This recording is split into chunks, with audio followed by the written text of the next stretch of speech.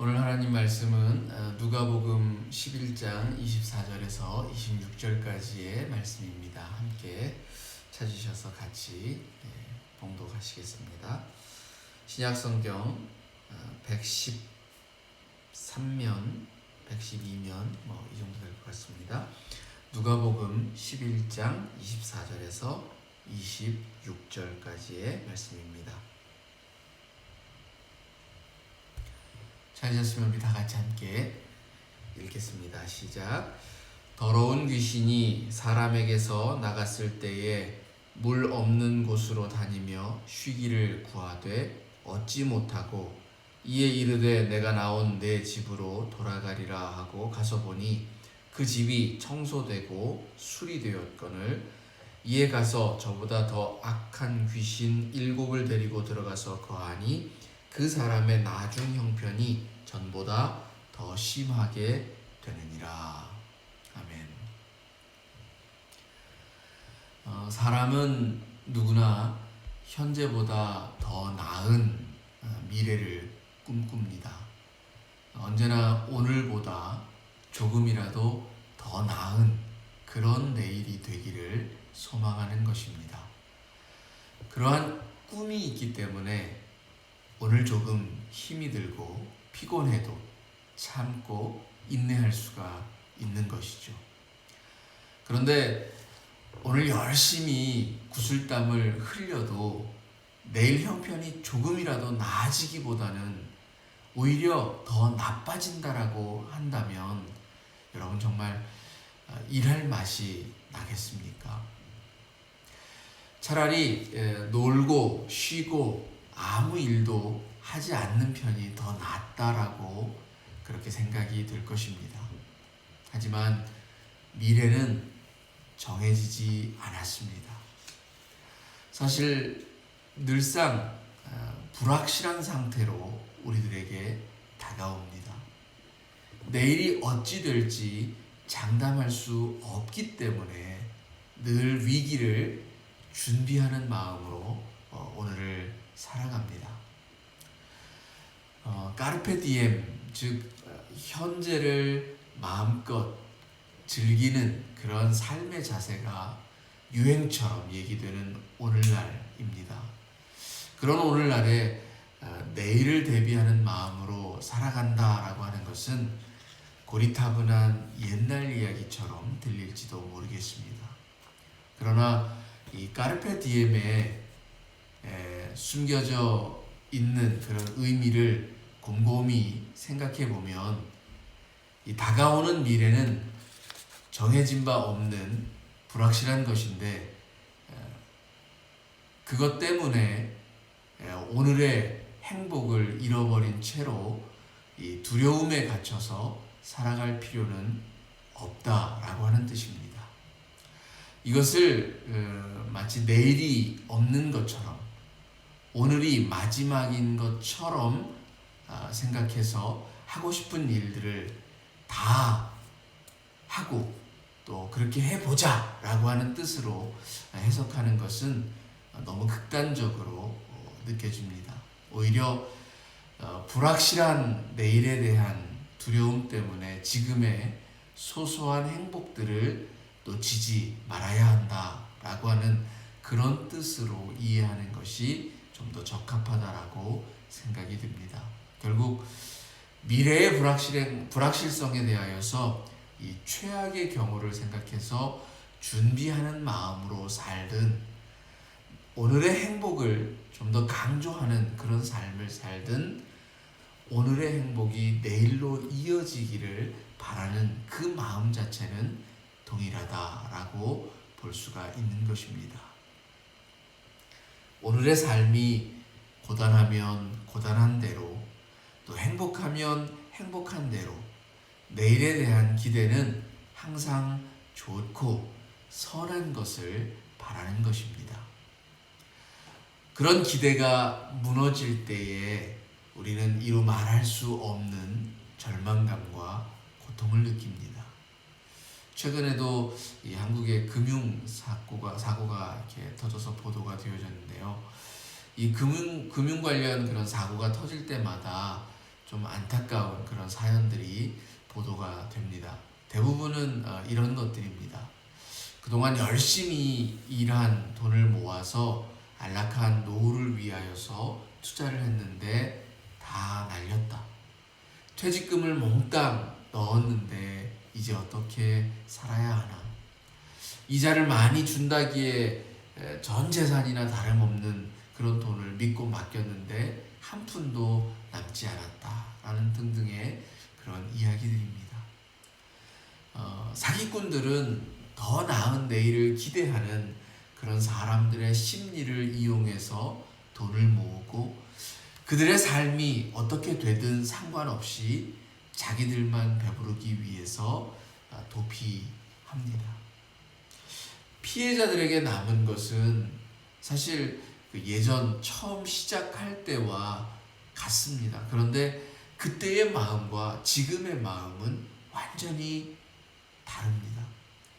시작할 때에는 아무것도 없는 상태에서 조금씩 나아지는 것을 보면서 이 행복감이 차올랐지만 지금은 그동안 열심히 모아왔던 것들이 다 사라지고 난 허탈함, 그리고 예전과 같은 그런 체력도 있지 않은 그런 상태로 인해서 그 마음에는 절망감만이 가득하다라는 것입니다. 많은 사람들이 다시는 오늘보다 나은 내일을 기대할 수 없다라는 이 절망감 때문에 자기 생명을 스스로 버리는 경우를 보게 됩니다. 슬프고도 너무나 비극적인 일입니다. 우리는 이런 사람들에게 너무 욕심을 부렸다라고 비난하기에 앞서서 저들이 절망을 딛고 다시 일어날 수 있다라는 소망을 심어주는 일에 힘을 모아야 할 것입니다. 그리고 우리의 이웃들에게서 정말 소망을 빼앗아가는 것이 얼마나 큰 비극을 초래할 수 있는지를 안다면 제발 남을 속이고 기만하는 행위들을 멈춰야 하겠습니다. 오늘 우리가 읽은 본문은 더 나은 내일을 기대하다가 오히려 더 나빠진 그런 환경에 처하게 되지 않도록 유의하라고 하는 주님의 비유를 담고 있습니다. 예수님은 여기 한 여인을 비유로 들었습니다. 이 여인은 귀신에 들려서 힘겨운 시간을 보내다가 마침내 그 귀신이 떠나감으로 인해서 온전해졌습니다. 그런데 여인에게서 나온 귀신이 거할 곳을 찾다가 구하지 못하여서 다시 이 여인에게로 돌아와서 보니 그 영혼이 깨끗하게 청소되고 수리되어 있는 그런 상태인 것을 보았습니다.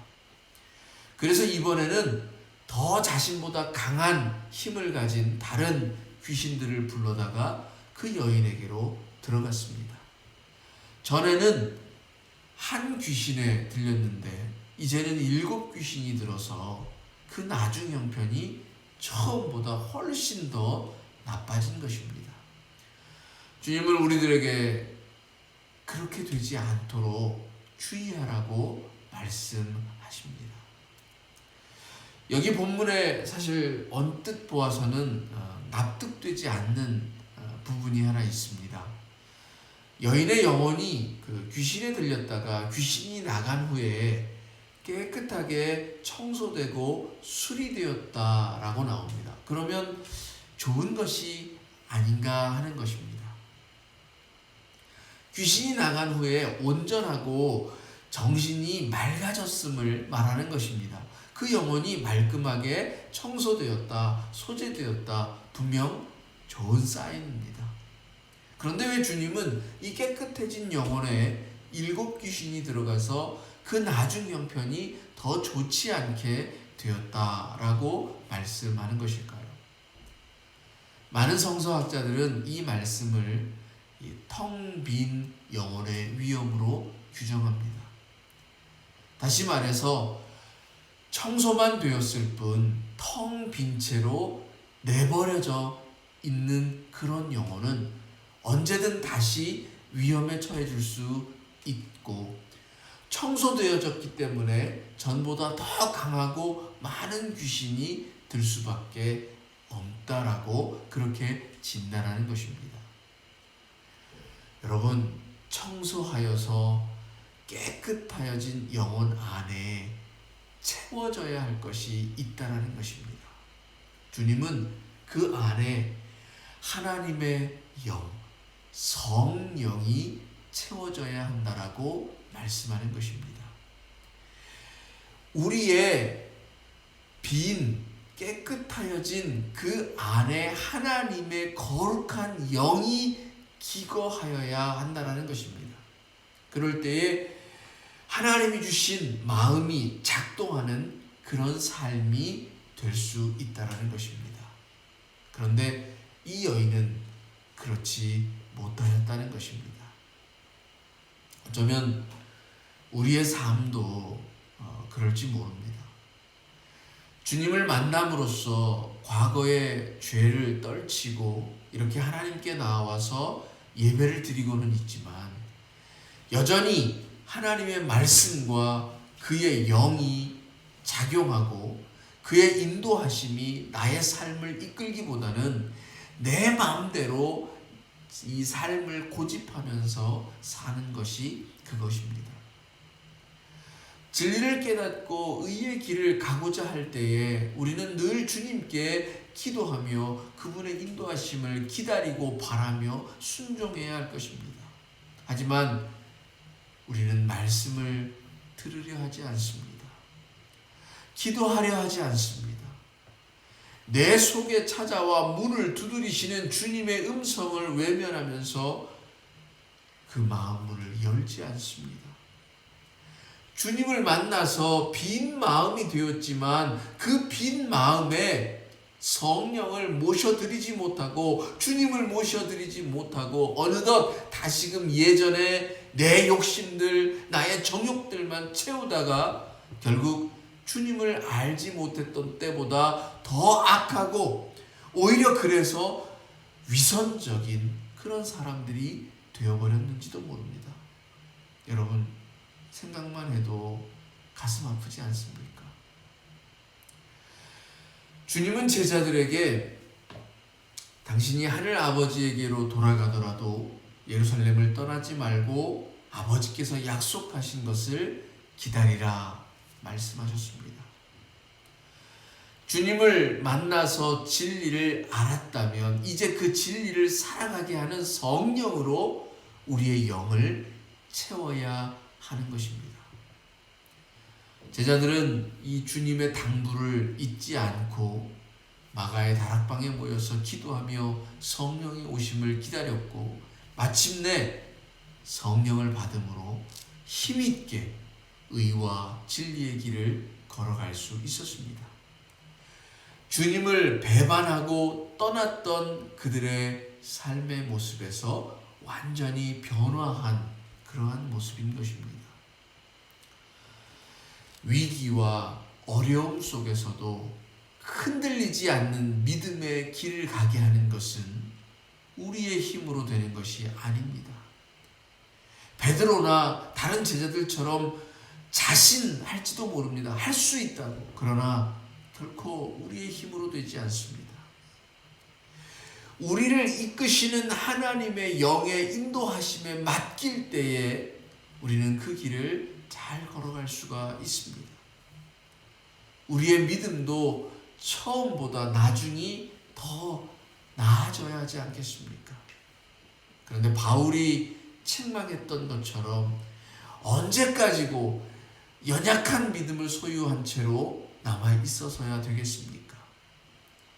장성한 자의 분량에 맞는 성장이 있어야 하고 처음 믿은 자가 나중되는 그런 안타까운 일은 생기지 않도록 해야 합니다. 누구든지 더 나쁜 내일을 맞이하려고 오늘을 사는 사람은 없을 텐데 왜 믿음에 있어서는 성장하지 못함을 넘어서서 처음보다 더 나중이 나빠지는데도 방치하면서 살아가고 있습니까? 우리의 믿음이 처음보다 약해졌다면 응당 다시금 우리를 돌아보고 주님께로 더 가까이 나아가야 할 터인데 그냥 내버려 둔다면 그것이 바로 텅 빈 영혼의 위험이 되는 것입니다. 코로나 바이러스가 여러 예방 조치들을 통해서 다소 주춤해지고 감염자 수도 계속해서 줄어드는 등 우리의 형편이 조금씩 나아지고 있습니다. 그래서 여러 제한들이 완화가 되어지고 일상을 회복해 나가고 있습니다. 하지만 우리의 마음이 해이해져서 곧바로 예전처럼 그런 무분별한 행동을 한다라고 한다면 이 역병은 다시금 재확산이 될 것이고 여러 제약들이 다시금 발효가 된다면 이전보다 더 힘겨운 그런 생활을 해야 할 것이 분명합니다. 완화 조치 이후에 우리들의 분별 없는 행위로 이 바이러스의 감염이 다시 증가해서 제재 조치가 다시 시행된다면 앞서 견뎠던 시간보다 정말 더 힘겨운 그런 시간을 보내게 될 것이 자명하다는 것입니다. 예수님은 본문에 귀신 들린 이 여인의 비유를 통하여서 나중 형편이 더 어렵게 되어짐으로 인하여서 그가 더 힘겨운 삶을 살아갈 수밖에 없었음을 말씀하십니다. 우리도 그렇게 되어서는 안 되는 것입니다. 오늘 본문의 비유를 말씀하기에 앞서서 주님은 이 사람들과 어떻게 귀신이 쫓겨났는가를 논쟁하셨습니다. 사람들은 생각하기를 이 예수님이 귀신의 왕 바알세불의 힘을 빌어서 귀신을 쫓아낸다라고 생각을 했습니다. 그러자 주님은 귀신이 어떻게 귀신을 쫓아내느냐, 자기 편을 쫓아내는 이도 있느냐라고 그렇게 반문하셨습니다. 그러면서 강한 자가 자기의 집을 지킬 때에는 그 소유가 안전하지만 그보다 더 강한 이가 나타나면 굴복할 수밖에 없다라고 말씀하셨습니다. 즉 하나님이 이 바알세불과 같은 그런 귀신의 왕이기 때문이 아니라 귀신보다 더 크고 강하기 때문에 저들을 쫓아낸다라고 하신 것입니다. 그 말씀에 바로 이어서 이 귀신 들린 여인의 이야기를 하신 것입니다. 그렇다면 주님이 말씀하신 것은 나의 영혼이 헛되고 약한 것들로 채워져 있다면 그보다 더 강한 어떤 것이 찾아올 때에는 금방 무너져 내린다는 것입니다. 여기 여인도 처음 귀신이 나갔다가 다시 들어올 때는 그보다 더 강한 귀신을 데리고 들어왔다라고 말합니다. 청소되었고 깨끗하여졌기 때문에 자신이 처음 들어갈 때보다 더 강한 귀신이 와야만 그것을 뚫고 들어갈 수 있다는 것입니다. 결국 강한 것보다 더 강한 것이 우리 안에 채워져 있다면, 다시 말해서 이 세상을 운행하시는 그 만물의 창조주가 되어주시고 전지전능하신 하나님의 영이 우리 안에 채워져 있다면 그 어떤 강한 영들이, 귀신의 것들이 찾아온다 할지라도 우리는 이겨낼 수 있다는 것입니다. 사실 우리 믿는 자들도 가만히 자기를 들여다보면 각자 약한 부분이 있습니다. 주님을 따르면서도 물질의 욕심을 버리지 못하였던 가룟 유다는 은 30이라는 유혹 앞에서 무너져 내렸습니다. 하나님의 지혜를 얻었던 솔로몬은 아리따운 여인들이 그의 약한 부분이 되어서 자기의 궁전을 온갖 그들이 가져온 우상의 소굴이 되도록 하였습니다. 이스라엘 백성을 인도하였던 모세조차도 분냄과 성냄으로 정작 자기는 약속의 땅 가나안에 들지 못하는 그러한 신세가 되었습니다.